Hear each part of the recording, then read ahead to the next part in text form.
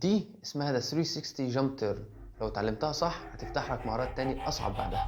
لو عايز تتعلم المهارة دي كمل معايا الفيديو دلوقتي. أعزائي متابعين قناة دلتا أثلي بروز، السلام عليكم ورحمة الله وبركاته، ورجعنا لكم تاني في فيديو جديد ودرس جديد من دروس نط الحبل. معاكم مدرب نط الحبل كابتن أشرف صلاح، والنهاردة هنشرح مع بعض The 360 Jump Turn. تعد The 360 Jump Turn من أقوى وأجمل مهارات نط الحبل اللي أنت ممكن تتعلمها وتضيفها في روتين تدريبك اليومي، ودي طبعا من أحد أجمل المهارات اللي قدمها لنا أسطورة الفلبين وبطل الملاكمة وزن الريشة براين فيلوريا. المهارة هتضيف للتمرين بتاعك اللياقة والرشاقة في نفس الوقت، ده لأنك بتعمل حاجتين مع بعض، وهو انك بتقفز وكمان بتلف لفة كاملة 360 درجة. فبناء على الكلام ده الكوردينيشن بتاعك هيتحسن اكتر، وكمان النيورولوجيكال ادابتيشن بتاعك هيتحسن اكتر واكتر. طب ايه هي مهارات نط الحبل الاساسية اللي انت المفروض تكون متعلمها عشان تكون جاهز لتعلم The 360 Jump Turn؟ عشان تكون جاهز لتعلم مهارة The 360 Jump Turn لازم تكون عارف تعمل مهارتين اتنين، وهما واحد The Side Swing. طبعا دي سهلة وانا شرحتها في القناة، تقدر انك تدخل على القناة وتشوف في الفيديو، او انا سايب لك لينك الفيديو تعلم مهارة السايد سوينج تحت في الديسكريبشن. وكذلك المهارة رقم 2 وهي ريجولار باونس، ولكن مش الطبيعية بتاعتنا اللي هو نط الحبل قدام، لا، للخلف، اي ان الحبل هيلف عكس الاتجاه الطبيعي اللي احنا متعودين عليه. طبعا كل اللي انا محتاجه منك هو عدة واحدة، لان مهارة 360 جامب تيرن بتتم عن طريق عمل عدة واحدة.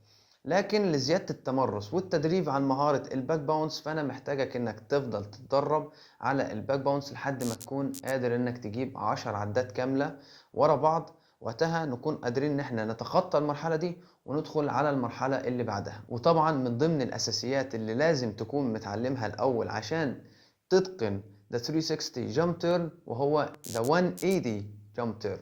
من المنطق عشان نتعلم ال 360 لازم نكون بنعرف الأول نعمل 180 سيمبلي. طيب ازاي نعمل ال 180 دي؟ ببساطة شديدة وكأننا بنتمرن عادي، ايا كان بنعمل ريجولار باونس بوكسر سكيب ايا كان. اثناء ما الحبل نازل وانت بتلمحه كده بطرف عينك بالسلومو، هتاخد الحبل على النون دوميننت هاند وهي الشمال بالنسبة لي. طبعا في ناس النون دوميننت هاند بتاعتها الايد اليمين، فهتاخد الحبل على الناحية اليمين ايا كان. المهم خلينا افتراضا ان نون دوميننت هاند بتاعتك هي الايد الشمال، فانا هاخد الحبل على النون دوميننت هاند الجانب الضعيف بتاعي وهو الايد الشمال، وكأننا هنعمل سايد سوينج. تمام. طيب ده الجزء الاول. هنعمل ايه بعد كده؟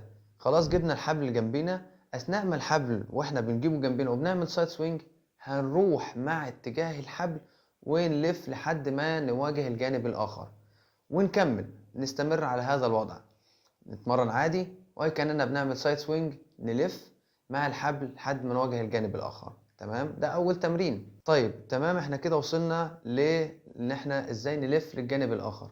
هنعمل ايه بقى؟ هنوقف على كده، بص قدامك كده، الحبل قدامك، ارمي ورا ظهرك بقى زي ما انت بترمي همومك. هنرمي الحبل ورا ظهرنا ونعمل الباك باونس اللي قلنا عليها في أول فيديو، واللي هو لازم تكون متعلمها كويس. تمام. كده احنا اتعلمنا ازاي نعمل ال 180 تيرن. طيب نعيد تاني، اتمرن عادي اثناء ما احنا الحبل نازل، نعمل سايد سوينج كأننا بنعمل سايد سوينج، هنلف مع الحبل نواجه الجانب الاخر، نرمي الحبل وظهرنا، نعمل باك باونس، ونكرر الكلام ده مرارا وتكرارا الى ان نتقن هذه الجزئية تماما. بعد ما خلاص اتقنا اللف 180 درجة هنكمل ونلف 180 درجة كمان عشان نقفل ال 360 درجة بتوعنا ونقفل المهارة خالص. طيب بعد عمل السايد تيرن وعمل الباك باونس، اثناء صعود الحبل من اسفل وهو طالع كده لفوق، هتلاقي فيه كده مومنتم بتاع الحبل طالع بزاوية مع اتجاه اللف. طبعا لانك لما وانت اثناء بتتمرن على عمل 180 درجة او اللفة 180 هتكون بتعملها بقى بسرعة، فمع سرعة اللف هتلاقي الحبل المومنتم بتاعه طالع بزاوية مع اتجاه اللف اللي هو المعاكس او الناحية التانية، كأنك لفيت كده وطالع مع اتجاه اللف. طيب احنا هنعمل ايه هنا؟ هنستغل المومنتم ده، تمام، ونرمي الكتف مع اتجاه لف الحبل مع تغيير اتجاه الركبة ولف المشط. طبعا احنا هنلف على المشط مش الكعب، ونلف على الناحية التانية ونعمل قفزة وريجولار باونس طبعا اول ما الحبل يجي قدامك، كل ما عليك هو فتحه وعمل ريجولار باونس وانك تنط، او تعمل سايد سوينج وتفتح الحبل وتكمل نط عادي جدا، وتكمل تدمج بقى المهارات التانية مع مع ذا 360 جامب تيرن، وتعمل كومبينيشنز ومهارات احترافية بشكل احترافي وبشكل عالي. كده احنا اتعلمنا ازاي نعمل ذا 360 تيرن على جزئين، وده الشكل السيمبل من المهارة. ومع التدريب والتمارس على المهارة اكتر واكتر هنبدأ ان احنا نعلى بالليفل شوية ونعمل نفس المهارة ولكن لفة واحدة 360 درجة كاملة وانت طاير في الهواء وكأنك هتضرب دباك كيك. في الاول هنتمرن على اللفة نفسها بدون حبل خالص، وركز على بداية اللفة انا بعملها ازاي.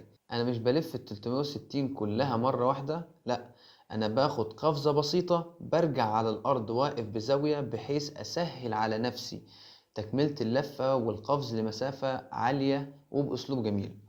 بمعنى صح بتسرق المهارة بزاوية كده، رجل قدام رجل ورا واقف بالجنب، هتاخد المومنتم من الركبة وتقفز وتلف ال 360 درجة وترجع لنفس النقطة مرة أخرى وتكرر. هنكمل على هذا النمط فترة لحد ما نتعود على اللفة ونبطل دوخة ونعرف نتوازن أكتر لحظة النزول وما نقعش، لأن أهم حاجة في نط الحبل هي الاتزان طبعا. ولما تلف ما تتنيش ركبك الاتنين كده، حاول رجليك الاتنين يكونوا مفرودين أو تاني واحدة وفارد التانية، وده اللي أنا شخصيا بفضله وبحبه لأنه بيضيف جمال للمهارة. غير كده بيبين المهارة يعني إنها سهلة وبيخفي المجهود. بعد التمرين على القفزة وإتقانها بشكل جيد جدا هنبدأ في الجد بقى، وهو إضافة الحبل في عمل المهارة. وحرفيا ريقك هينشف وأيمانتك كلها هتطلع عشان تطلع بأول عدة صح، وممكن ترشق معاك من أول مرة عادي جدا. المهم نتمرن. هنبدأ بالقفز العادي، ولما ننوي إننا هنعملها دلوقتي هتنط وتاخد الزاوية اللي اتفقنا عليها بحيث تسرق نص الدايرة وتسهل اللف على نفسك أكتر. طبعا دي أول خطوة وأهم خطوة، لو ما عملتهاش حرفيا المهارة هتفشل منك ومش هتعرف انك تعمل المهارة او تنفذها. الخطوة اللي بعدها اثناء ما الحبل نازل هتسحبه ناحيتك وتنط وترمي الحبل ورا ظهرك بطريقة كده اشبه لطريقة الفطاطري. شفت الفطاطري وهو بيفرد الفطيرة بتاعته كده او بيعمل كده، مش عارف انا ايا كان، او هو التكنيك ده اللي انت هتعمله اثناء عمل المهارة.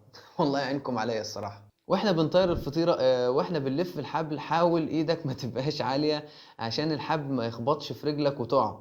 حاول ما تنطش نط عالية، ارتفاعك من على الارض يكون معقول، حافظ على المظهر اللي اتفقنا عليه في البداية. وطبعا لما تنزل هتاخد الحبل على الجنب برضو وتعمل سايد سوينج وتخرج من المهارة على مهارة تانية وتكمل عادي جدا. تعمل مهاراتك بقى ريجولار باونس، بوكس سكيب، سايد سوينج، سايد كروس اوفر، ساوث باوز، الكلام ده. تخرج من كومبينيشن ده على الكومبينيشن ده، تشكل، تعمل فري ستايل. طبعا انت عارف ان مهارة نط الحبل ممتعة جدا، وده الجزء الممتع في الكارديو بتاعنا وهو الجامب روب. مهارة رخمة وغلسة أنا عارف في تعلمها وهتاخد منك وقت ومجهود كتير. يلا كله من ضمن تمرينك. وتخيل يا أخي سبحان الله، أهو أنت كده بتعمل كارديو وبتحرق سعرات. سبحان الله، أهو مش أنت بتتمرن بإنك تتعلم مهارة، أنت كده مش وقتك مش ضايع، لا أنت برضو بتحرق سعرات وبتعمل كارديو. ودي ميزة برضو من ضمن مميزات نط الحبل، وهو إنك بالرغم من إنك بتتعلم لسه، ولكن انت مش بتتعلم ولا حاجه، انت بالفعل بتعمل كارديو، بالفعل بتحرق سعرات، بالفعل ضربات قلبك عاليه، بالفعل بتعرق اثناء تعلم المهاره. فمش عارف اقول يعني، مش عايز احكي كتير يا جدعان في مميزات نط الحبل يعني، مش عايز. وبكده نكون خلصنا فيديو النهارده ومهاره النهارده. اتمنى ان اكون افدتكم بشيء او اني ساعدتكم في تعلم شيء جديد. طبعا لو عجبك الفيديو ما تنساش تضغط على اللايك الجميل بتاعك، ولو اي حاجة وقفت معاك في تعلم المهارة دي اكتبها لي تحت في الكومنتس وانا هجاوبك عليها. ولو انت جديد هنا واول مرة تشوفني مستني ايه؟ اضغط على زر الاشتراك في القناة وفعل زر الجرس عشان يظهر لك كل ما هو جديد في عالم نط الحبل، وتشوفني بشرح مهارات جديدة، مهارات نط حبل محترفة اخليك تنط حبل زي المحترفين بالظبط. كان معكم كابتن اشرف صلاح، ودي قناة دلتا اثليت بروز.